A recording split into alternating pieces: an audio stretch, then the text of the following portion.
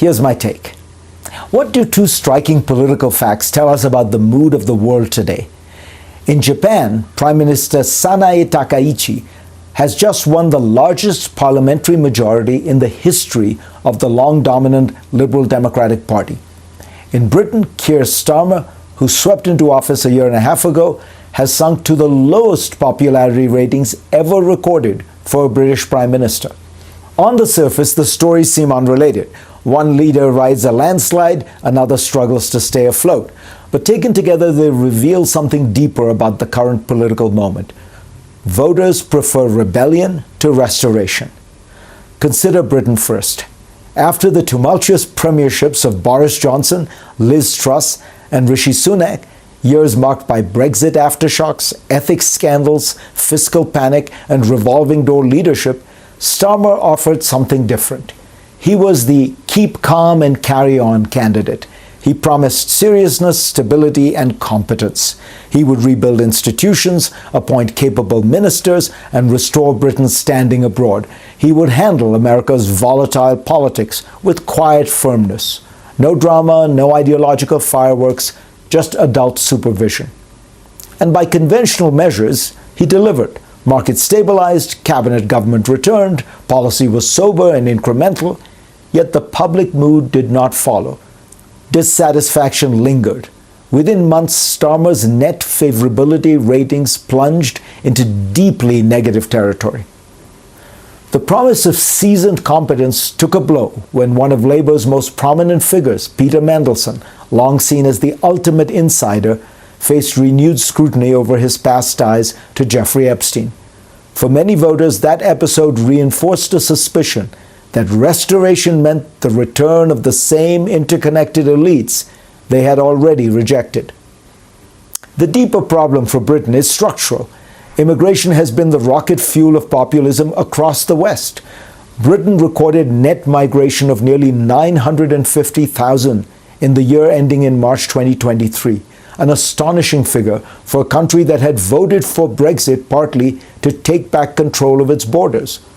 Cosmopolitan elites appeared in many voters' eyes to have mismanaged the issue. That sense of betrayal has not faded. Add to that Europe's long flirtation with austerity. After the 2008 financial crisis, Britain, like much of Europe, embraced fiscal restraint. Spending was squeezed, public investments cut, and real wages stagnated for much of a decade. GDP per capita lagged far behind the US, which opted for much larger stimulus packages during the recession. The result was a slow burn malaise that eroded trust in the political class. Now look at Japan. Takaichi ran not on managerial calm, but on confrontation. She spoke in fiery tones about immigration, even though Japan's foreign-born population hovers around 3%, a fraction of Britain's. She warned of cultural erosion and social strain. She took a harder rhetorical line on China. She promised disruption in economic policy after decades of cautious incrementalism. The electorate rewarded her with the largest majority the LDP has ever received. Part of the appeal is symbolic. Japan remains by global standards a patriarchal society. A woman leading the government is itself a rupture. The image signals change, even if the party machinery beneath remains intact. In an era hungry for novelty, symbolism carries power. There are real differences between Britain and Japan. Japan never experienced immigration on the scale that destabilized Western politics, nor did it embrace austerity in the European style. It did suffer from economic stagnation in recent decades that caused unease, but the causes and effects were different from the austerity-induced stagnation that fueled Western anger.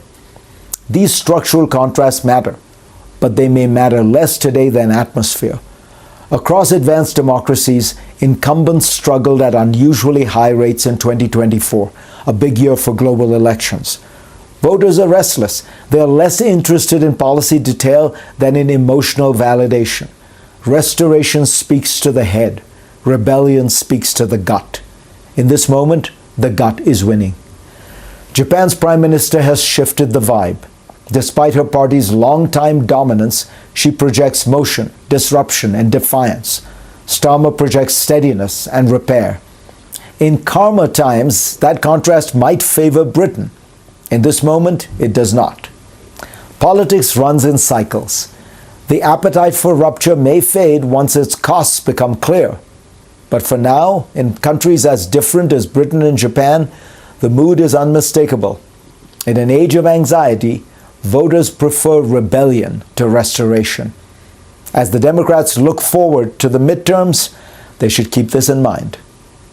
Go to FareedZakaria.com for a link to my Washington Post column this week.